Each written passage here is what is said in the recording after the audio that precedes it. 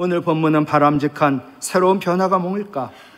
이에 필요한 것은 무엇일까? 그것을 말씀해 줍니다. 바람직한 새로운 변화는 회복이요 부흥입니다. 이를 위하여 필요한 게 뭐냐? 그것은 회개와 기도입니다. 오늘 본문의 역사적 배경은 사사시대입니다. 사사시대, 하나님 배반하고 우상을 숭배하고 각종 죄를 일삼고 늘 하나님의 징계를 받고 또 고통을 당하고 또 회개하면 은혜 받고 또 죄를 짓고 밥 먹듯 계속 반복된 것, 이것이 바로 사사시대, 암흑시대입니다. 오늘 말씀 첫 번째, 교회든 나든 회복을 원한다면 그 시발점은 회개입니다. 암흑 같은 사사시대 말기 하나님 사무엘을 사사로 세워주셨는데, 사무엘은 제사장이요 선지자입니다. 종교 지도자, 정치 지도자인 사무엘. 이 사무엘 지도자로 인하여 암흑시대 같은 시대에 한 줄기 빛의 역할을 감당했던 자 사무엘. 하나님 사무엘을 통하여 이스라엘의 태평시대를 열어주시고 그리고 회복과 부흥의 역사가 시작되게 하셨지요. 그런데 중요한 것은 회복, 코로나 이후의 회복, 코로나 이후의 회복과 부흥, 그 시발점은 회개라는 사실입니다. 여러분 성경을 보십시오. 한 개인의 경우에도, 가정에도, 나라도, 민족도 새로운 바람직한 변화인 회복과 부흥은 언제나 회개로부터 시작되었습니다. 신앙만이 아닙니다.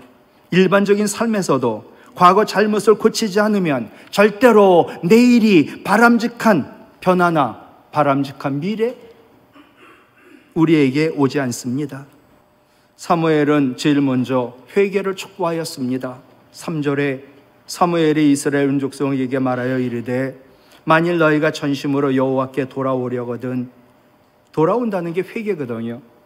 이방신들 아스다롯 너희 중에 제거해라. 그리고 너희 마음을 여호와께로 향하여 같이 읽어요. 하나님만 섬겨라. 이게 회개입니다. 그리하면 너희를 블레셋 사람의 손에서 건져내겠다. 돌아와, 돌아와, 돌아와. 히브리어 슈부지요, 회개를 의미합니다. 전심으로 내 눈, 내 생각, 내 마음 온전히 하나님께로만 향합니다. 이렇게 돌아오는 삶의 방향 전환, 즉 하나님만 섬겨라. 여러분 코로나 때보다 지금 코로나가 끝난 지금 뭐가 변했습니까? 하나님만 섬기는 회개가 있을 때 블레셋에 압제 당하고 고통받는 현실 하나님께서 다 해결해 주신다. 다행히도 또 하나님 말씀 듣더라고요. 백성들이 순종해가지고 우상을 제거하고 하나님만 섬깁니다. 그러자 사무엘이 거국적 회개 기도회로 모입니다. 그것을 우리는 미스바 성회라고 말하는데, 신대원을 다닐 때 우리가 사경회로 가면 미스바 성회로 모이곤 했습니다. 6절에 보면 그들이 미스바에 모였습니다. 물을 길어 여호와 앞에 부었습니다. 종일 금식했습니다. 거기에서 말합니다. 우리는 하나님 아버지께 범죄했다고. 물을 길어 부었다는 말은 마음의 우상을 쏟아 부었다는 것을 말하고 회개를 말합니다. 하나님, 내가 범죄했다고, 내가 죄를 지었다고, 나는 죄인이라고 전심으로 회개했습니다. 여러분, 회복과 부흥의 새로운 변화를 원한다면 내 마음의 우상을 제거해야 됩니다. 그리고 하나님만 섬기고 하나님만 사랑해야 합니다. 하나님이 아닌 다른 우상은 우리에게 절망을 줍니다. 그럴 거예요. 목사님, 나는 우상이 없는데요. 착각하지 마십시오. 내가 하루에도 10,000가지 생각 가운데 가장 많이 생각하는 게 무엇입니까? 대부분 사람들은 돈입니다. 어디 놀러 가야지, 어디 쉬어야지, 뭐가 잘 될까, 다 원인은 돈입니다. 늘 하나님 생각은 안 해도 돈 생각은 합니다. 여러분 보셔요. 슬픔과 절망을 이렇게 정의할게요. 슬픔이 내게 이길 수 있는 고통이라면, 슬픈데 그래도 견딜 수, 이길 수 있겠더라고요. 절망은 내가 이겨낼 수 없는 고통이다. 슬픔은 내가 이겨낼 수 있는 고통, 절망은 내가 이겨낼 수 없는 고통. 근데 나에게 절망을 주는 그놈이 우상이다. 내가 절망하게요. 내가 절망하는 순간 내 마음의 우상이 무엇인가가 드러나고 그 우상이 사람들에게 보여지는 거예요. 단순히 좋아하는 걸 잃어버리게 되면 우리는 실망하게 되지만 우상으로 내가 하나님보다 더 사랑하고 있던 걸 잃어버리면 삶이 무너지고 하나님 계셔도 절망해서 나는 다시 헤어나질 못해요. 돈이 나를 충만시켰을 때 하나님 말씀이 있어도 위로가 되지 않고 하나님 계신데도 위로가 되지 않는다면 내가 돈을 하나님보다 더 사랑했고 돈은 나의 우상이었기 때문이지요. 교회가 많이 문을 닫았습니다. 너무나 목회자 입장에서는 절망스럽습니다. 이 절망에서 회복되는 첫 단추는 나를 절망시키는 그 대상, 그게 돈이었다면 내가 돈을 하나님보다 더 사랑했다고, 돈이 나의 우상이었다고 고백하며 회개하는 것부터 시작되어 회복이 됩니다. 우리 하나님 출애굽기 20장 3절 같이 읽어요. 나 외에는 다른 신을 내게 두지 말라. 우리는 아니라고 말합니다. 그러나 대부분 자본주의 시대에 사는 우리에게는 돈이나 금이 하나님 자리를 대신합니다. 예수 믿는 것도 교회 나와 부르짖는 것도 모두 돈 때문에 사업 잘 되기 위하여 자식놈 출세하게 하려고. 그러면 하나님은 수단이요 돈이 목적인 거죠. 하나님을 가장 사랑할 때 모든 절망으로부터 우리는 구원을 얻을 수 있고 하나님보다 더 사랑했던 우상이 있음을 인정하고 제거하며 회개할 때 우리는 모든 절망에서부터 벗어나 회복이 될 수가 있습니다. 이스라엘이 이렇게 회개하자 하나님이 역사하기 시작했습니다. 블레셋의 압제로부터 해방시켜 주셨는데 이것이 바로 회복의 역사였습니다. 미스바 성회를 단순한 종교 집회로 보지 않고 블레셋이 저들이 왜 모였어? 힘을 모아가지고 그들이 우리를 쳐들어오려고 독립운동의 일환으로 보았는지 블레셋이 이스라엘을 쳐들어옵니다. 그러자 백성들 두려워 떨고요. 사무엘 네가 모이라고 그랬잖아 미스바로. 사무엘 원망하지 않았습니다. 사무엘 탓하지 않았습니다. 더욱 간절히 그들이 기도하며 사무엘 선지자에게 우리를 위하여 기도를 쉬는 죄를 범하지 말라고 사무엘에게 끊임없는 기도를 청했습니다. 그래서 사무엘이 하나님께 번제 예배를 드리며 부르짖자 9절에 보시면 사무엘이 젖 먹는 어린 양 하나를 가져다가 온전한 번제, 온전한 예배를 하나님께 드리고 이스라엘을 위하여 여호와께 부르짖음에 같이 읽을까요? 여호와께서 응답하셨더라. 예. 여러분 진짜 내가 회개하고요 온전히 하나님을 예배하면요 회복이 됩니다. 어떻게 그 결과가 나왔나 10절 보세요. 사무엘이 온전한 번제 예배를 드리고 블레셋 사람이 이스라엘과 싸우려 가까이 오매 부르짖어 기도했거든요. 그날에 여호와께서 블레셋 사람에게 같이 읽지요. 큰 의뢰를 바라여 그들을 어지럽게 하시니 그들이 이스라엘 앞에 패한지라. 예. 한 게 하나요. 예, 회개했어요. 회개. 하나님만 섬겨요. 그랬더니 가볍게 대성을 거두었다. 회개가 뭘까요? 하나님에게로 온 몸과 마음과 삶이 돌아오는 거예요. 하나님 최고죠. 그리고 하나님만 사랑하는 거예요. 이런 회개로 하나님만 섬기며 하나님과 바른 관계가 정립이 되면 14절 말씀 모든 것이 회복이 돼요.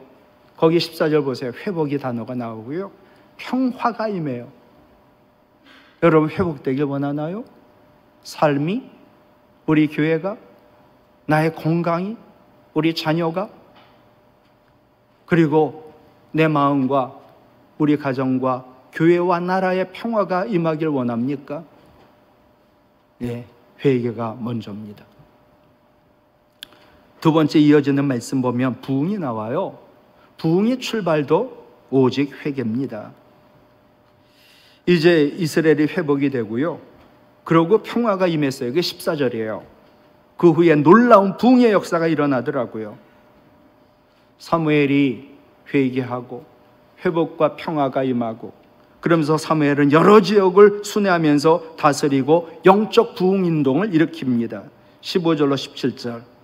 사무엘이 사는 날 동안 그 모든 곳에서 이스라엘을 다스렸고, 정치 지도자예요, 사사니까. 근데 그는 또 영적 지도자예요. 거기에 가는 곳마다 여호와를 위하여 제단을 쌓고, 무너진 제단을 쌓고 하나님을 예배했다. 무너진 제단을 쌓고 제사 예배를 드렸다. 회개했더니 14절에 회복시켜 주더라고요. 평화가 임했더라고요. 그 다음에 영적 부흥이 일어났다는 거예요. 여러분, 우리 교회가 뜨거워지고 교인들이 몰려 들어오고 그러길 원한다면 우리 각자 회개부터 시작해야 되는 거지요. 그런데 사무엘하 8장 보니까 사무엘이요, 자식 농사 잘못 지었어요. 사무엘 아들들이 사사가 돼요. 아버지를 따르지 않고 하나님 말씀 불순종해가지고 이놈들이 뇌물을 받아먹고 돈 받은 차 그쪽에다가 판결을 굳게 만들고, 그렇게 잘못하는데도 회개하지 않더라고요. 그러자 이스라엘 장로들이 모여가지고 사무엘 선지자를 찾아가요. 당신 아들놈들도 사사 자격이 없다. 그러니 우리에게 왕을 달라. 이에 사무엘이 너무 기분 나빠 기뻐하지 않았어요. 그리고 여호와께 부르짖어 기도했지요. 이어지는 사무엘상 8절 7절. 기도했더니 여호와 하나님 사무엘에게 말씀하세요. 이스라엘 백성들이 내게 한 말 다 들었지? 이는 그들이 너를 버린 거 아니야. 그러니까 기분 나빠하지 마. 내가 기분 나빠. 나를 버린 거야. 세상에 내가 그들의 왕인데 나를 왕이 못되게 다른 왕을 만들어 달래. 예수님, 하나님 그런 말씀하시더라고요. 결국 하나님 져주셔가지고 하나님 허락하여 사울을 왕으로 세웁니다. 그런데 사사랑 사울 왕이랑 다르지 않더라고요. 사울 왕이, 여러분, 그 사울과 다윗을 보세요. 똑같은 죄인이에요. 제가 보면 다윗이 더 나쁜 놈 같아요. 그런데 왜 다윗은 승승장구 위대한 왕이 되고, 왜 사울은 그냥 목이 달아나고 비참하게 죽었을까요? 가문도 초토화가 되고. 이유는 하나입니다. 회개하지 않았기 때문이에요. 진정한 회개가 뭘까? 저는 그것은 하나님 잘못했다고 고백하고 눈물 흘리고 뉘우치고 삶이 변하는 건데, 삶이 변화의 목적은 순종이에요. 그래서 사무엘이 사울 왕에게 갑니다. 아말렉 족속 치고 다 진멸하라고 했는데 왜 당신은 좋은 소와 양과 어린 양을 남겨뒀냐고, 왜 순종하지 않았냐고. 그러니까 또 변명을 하더라고요. 그걸 딱 듣는 순간 내가 잘못했다고, 이랬으면 끝났을 것 같고 사울이 끝까지 왕으로 갔을 것 같거든요. 그래서 사무엘이 사울에게 말합니다. 사무엘상 15장 22절로 23절. 왕이요, 순종이 제사보다 낫습니다. 여러분, 예배 드리잖아요. 근데 여러분, 순종하지 않고 드리는 예배는 이건 뭐 의미가 없다는 거예요. 오자마자 어떻게 할까요? 하나님, 제가 순종하지 못했다고, 저의 죄를 용서해 달라고, 예배를 진정으로 드리고 온 마음으로 드리니까 내가 성령님 나를 도우사 진정으로 하나님만 순종하는 사람 되게 변화시켜 달라고, 그럼 우리의 예배를 받으실 것 같아요. 왕이요, 순종이 당신이 아무리 제사 많이 드려도 그거보다 나은 겁니다. 이는 거역하는 것, 하나님 말씀 당신 거역했잖아요. 그건 점치는 점치는 죄와 같아요. 사울이 언제 점쳤어요? 근데 하나님 말씀 거역한 게 점치는 죄와 같아요. 말했는데 안 들어요. 완악해요. 완고해요. 그것은 우상에게 절하는 것과 같아요. 왕이 하나님 말씀을 버렸잖아요. 불순종했잖아요. 그러므로 여호와 하나님은 왕을 버려요. 그래서 왕이 이젠 되지 못하게 하셨다라고 말합니다. 여러분, 진정한 회개가 뭘까요? 하나님 말씀 불순종했다고 이 죄를 고백하고 뉘우치고, 이제는 하나님, 오늘 예배를 드리는 것과 동시에 하나님 말씀에 순종하는 삶으로 내 삶이 변화될 거라고. 그게 진짜 회개죠. 오늘 예배 드리고 내가 변할 때 우리 교회의 미래는 밝아요.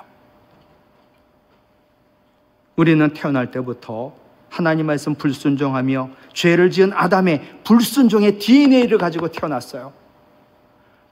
되게 조그만 어린아이들이 그렇게 말을 안 들어요? 다 DNA가 그렇기 때문이에요. 그래서 하나님의 아들이신 예수님도 육신을 입고 오셔서 순종을 배우셨다는 거예요. 여러분, 히브리서 5장 8절, 그가, 예수님이 같이 읽을까요? 하나님 아들이시면서도 받으신 고난으로 순종함을 배웠다. 뭐 때문에 순종함을 배웠다고요? 고난으로. 여러분 정말 순종하세요? 순종 안 하면 하나님 택한 사람이라면 그럴 것 같아요. 고난을 줘서라도 순종을 배우게 만들 거예요. 예수님 어릴 적부터 순종을 배우셨지요. 누가복음 2장 51절, 예수님께서 함께 부모와 내려가서 예루살렘에서 나사렛에 이르러 같이 읽었죠. 순종하여 받드시더라. 육신의 부모도 또 하나님을. 여러분, 좋은 습관들은 어릴 적에 익히는 게 최고예요. 근데 어릴 때 좋은 습관을 익히지 않았어요. 성인이 되어서 좋은 습관 익히려면 값비싼 대가를 지불해야 돼요. 아시죠? 순종의 습관은 값비싼 대가를 지불하고라도 오늘부터라도 가지셔야 돼요. 그래야 앞으로 남은 내 노후가 바람직하고 소망이 있고 변화가 일어나고 우리 자식놈들 잘 될 거니까. 하나님 말씀입니다. 예레미야 22장 21절 2221 외우기 쉬워요? 하나님 말씀하시는, 내가 네게 말하였으나 네 말이, 하나님 나에게 말했는데 내 말이 나는 듣지 않아. 하나님께 말했죠. 나는 듣지 않을 거예요 하였나니 네가 어려서부터, 같이 읽어요, 내 목소리를 청종하지 아니함이 내 습관이다. 예. 우리 보고 그러신 거예요. 내가 너에게 늘 말씀했는데 넌 안 들었잖아. 듣지 않고 순종하지 않았잖아. 그걸 청종이라고 하잖아요.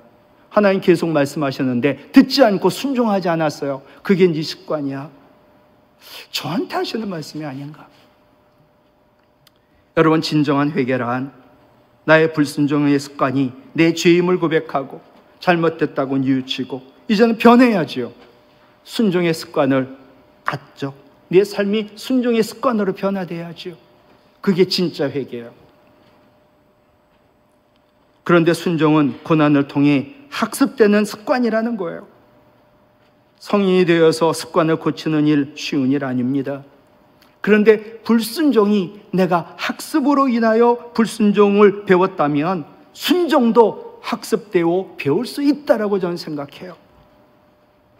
하나님이 순종의 사람 되도록 훈련시키는 보편적인 방법이 고난이에요. 여러분, 시편 119편 67절 잘 외우고 이해가 충분히 되는 말씀이지요. 시작. 고난 당하기 전에는 내가 하나님 말씀 안 들어 그를 잘못 행하였더니 이제는 고난 당하니까 주의 말씀을 지키나이다, 순종하나이다. 고난이 우리의 불순종을 교정하고 우리를 순종의 자리로 반듯하게 서게 하거든요. 맞아요? 틀려요? 예, 이것이 바로 예수 믿고 구원받았지만, 예수 믿고 구원받아 하나님 자녀 됐으니 이제 고난 끝 했으면 좋겠어요. 고난이 우리에게 면제가 되지 않은 이유예요. 내가 예수 믿고 구원받았지요. 그런데도 아직도 순종하지 않아요. 만약에 순종하며 산다면 저는 크리스천은 고난이 면제가 됐을 것 같아요.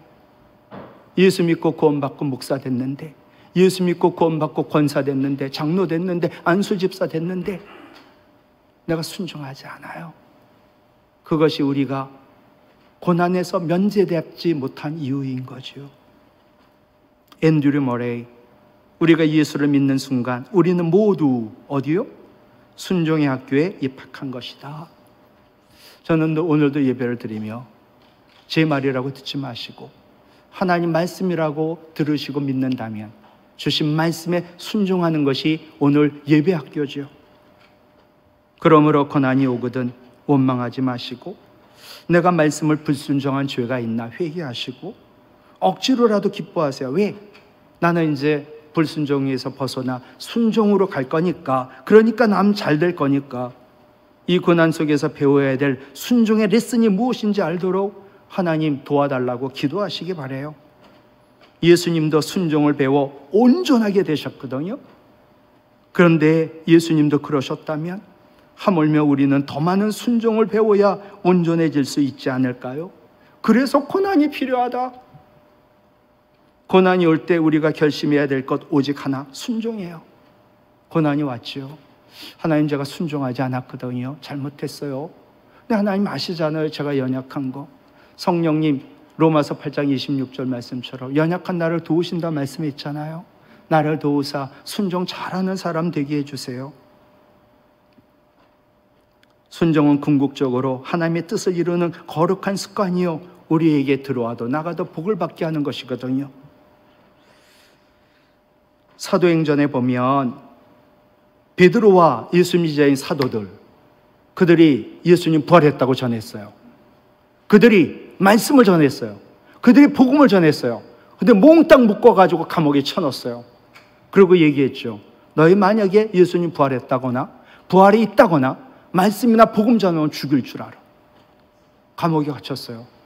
근데 어느 날 하나님 사자가 나타나가지고 감옥에 있는 이들을 끌어냈어요. 감옥문도 열리지 않았어요. 병사들은 그대로 있어요. 그들은 이 사도들이 나간 것도 몰라요. 근데 사자들이 그들을 끌어내가지고 성전에 넣고선 여기다 놔주니까 이분들이 계속 하나님 말씀을 전하는 거예요. 예수님 부활했다고. 나중에 보니까 그것들 불러와라. 다시 한번 우리가 사내들인 공회에서 그들을 처벌하자. 말하면 죽인다고 하죠. 갔더니 없더라고요. 가서 보니까 성전에서 말씀 전하고 있어요. 다시 붙잡아 왔지요. 너희 예수님 부활했다고 전하지 마. 복음 전하지 마. 말씀 전하면 죽여버릴 거야. 그랬더니 이제 보세요. 사도행전 5장 29절. 베드로와 사도들이 대답하여 이르되, 시작. 사람보다 하나님께 순종하는 것이 마땅하니라. 예. 당신들 나 죽인다고 내가 당신 말에 순종하겠냐고. 하나님 말씀 순종하지. 하나님이 사자를 보내가고 감옥에서 우리를 끌어 성전에 보냈는데 거기서 복음 전해를 했는데 내가 하나님 말씀 순종하지 당신들 말씀 순종하겠냐고. 예수님이 십자가 질 때 도망갔던 제자들이잖아요. 이렇게 된 이유는 하나예요. 성령 충만하니까.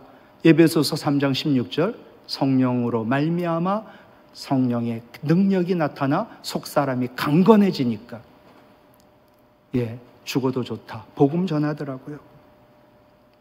베드로와 사도 복음 전하는 것, 하나님께 순종하는 거였거든요. 명령 내렸어요. 사람 무섭지 않습니다. 생명도 아깝지 않습니다. 베드로와 사도들 하나님의 복음 전하라고 하자 그대로 순종합니다. 그러면서 이어지는 사도행전 5장 32절. 우리는 이 일의 증인이다. 우리 예수님이 십자가에 죽는 거 봤다. 우리 예수님 부활한 거 봤다. 하나님이 자기에게 순종하는 사람들에게 성령을 주셨다. 우리가 성령을 받았다. 성령도 그렇다라고 말한다. 여러분, 하나님 말씀 순종하면요, 성령을 주세요. 그리고 증인이 뭘까요? 난 예수님 봤다고, 예수님 만났다고. 이해하십시오. 제가 어떨 때는 내가 있는 동안에 만약에 전쟁이 일어나면 어떡하지? 교인들 다 피신 갔는데 나 혼자는 교회를 지켜야 되겠지? 근데 공산당이든 누가 나를 잡아서 너 예수님 믿으면 죽어라고 할 때 나 어떡할까? 아, 저 예수님 모른다고. 아, 내 예수님 만났다고. 진짜 예수님 계신다고. 그렇게 증인하는 사람이 증인 이끌 순교자인 거 아세요? 나는 보았다. 나는 만났다. 나는 들었다. 그러니 너희가 없다고 해도 나는 없다고 할 수 없다. 그럼 너 죽어. 그러면 죽여라. 증인은 순교자예요. 말씀에 불순종하는 죄를 회개하고 말씀에 순종하는 자에게 하나님 성령을 주시거든요. 최고. 그러니 우리가 말씀에 순종하려고 할 때 왜 모든 것을 은사로 주시지 않겠습니까? 말씀을 마칠게요. 개인적으로든 우리 교회가 회복과 부흥을 원하십니까? 방법은 하나입니다. 회개입니다. 이제 회복과 부흥을 위해 우리 교회가 회개하며 기도하고 하나님 말씀에 순종하신 우리 오직 예수님으로 충만한 교회가 되기를 간절히 소원합니다.